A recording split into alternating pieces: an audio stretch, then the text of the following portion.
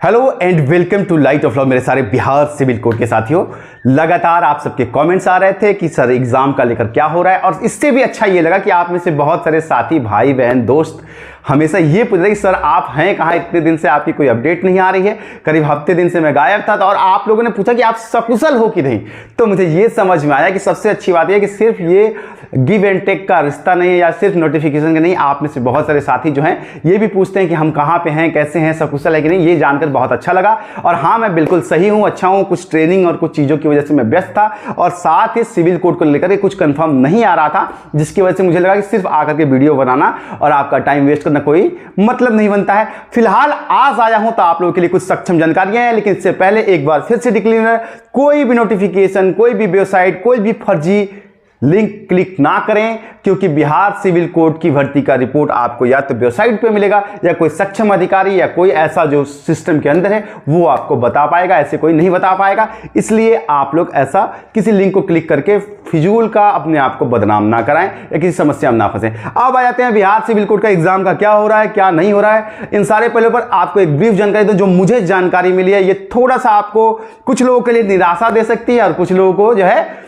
खुश भी कर सकती है। जो अभी अभी तैयारी में है उनके लिए बड़ी बात है, और जो पहले से लगातार तैयारी करके इसी एग्जाम का वेट कर रहे थे उनके लिए थोड़ा सा निराशाजनक बात है। तो चलिए बात करते हैं, लेकिन इससे पहले एक निवेदन जरूर है कि चैनल पे अगर नए हैं या पहले से हैं और आज तक सब्सक्राइब नहीं किए हैं तो अपने भाई को सब्सक्राइब जरूर कीजिए। समर्थन आपका हमेशा चाहिए। चलिए बात करते हैं बिहार से सिविल कोड की। तो देखिए, बिहार सिविल कोड की भर्ती के बाद ऑनरेबल हाई कोर्ट का नोटिफिकेशन आया है। आपको पता होगा, इसकी जानकारी होगी, आप सबको इसकी जानकारी होगी। और अभी जो सूचना मिली है कि हाई कोर्ट का नोटिफिकेशन तो बाद में आया है, लेकिन एग्जाम पहले होने की सूचना आ रही है, और साथ ही आपका एग्जाम जो है वो मार्च में नहीं हो रहा है।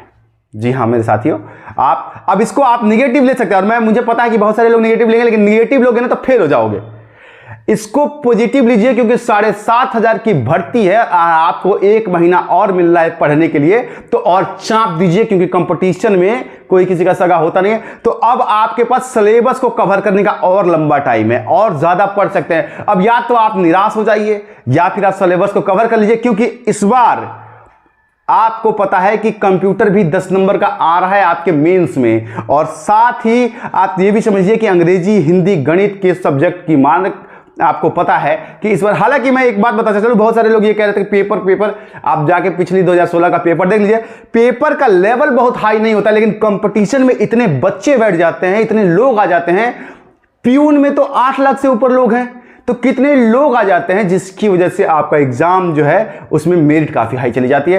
तो मार्च तक आपका एग्जाम नहीं हो रहा है, आप अप्रैल में जा सकते हैं या मार्च के एंड तक कोई संभावना है। अगर इस बीच में, क्योंकि सेंटर्स फाइनलाइज नहीं हो पा रहे हैं, सेंटर्स के लिए अभी कोर्ट ने जो डाला था, कोर्ट उसको लेकर के अभी तक जो है आपके बिहार शिक्षा संगठन, क्या बिहार विद्यालय संगठन ने जो है उसको सेंटर देने के लिए अभी खुद को असक्षम बताया है कि अभी हम फिलहाल नहीं दे सकते, क्योंकि अभी +2 का एग्जाम है, बहुत सारे एग्जाम्स हैं इस बीच में। तो जैसे ये चीज क्लियर होगी तभी आएगी, लेकिन फिलहाल 1 महीना और आपके पास बचा हुआ है मार्च, आप अपनी तैयारी को उसी हिसाब से कवर कर सकते हैं। और मेरा भी प्रयास यही है कि मैं आपको इसलिए ये बता देता हूं ताकि आपको एक समय का फ्रेम पता हो और उस बीच में आप अपनी तैयारी सही और सुचारू रूप से कर पाएं। तो फिलहाल आप अपनी तैयारी को धार दीजिए, अपनी मेहनत को धार दीजिए, और थोड़ा सा इंतजार कर लीजिए, क्योंकि एग्जाम में आपको थोड़ा और इंतजार करना पड़ सकता है। नमस्कार, सब्सक्राइब जरूर कीजिएगा।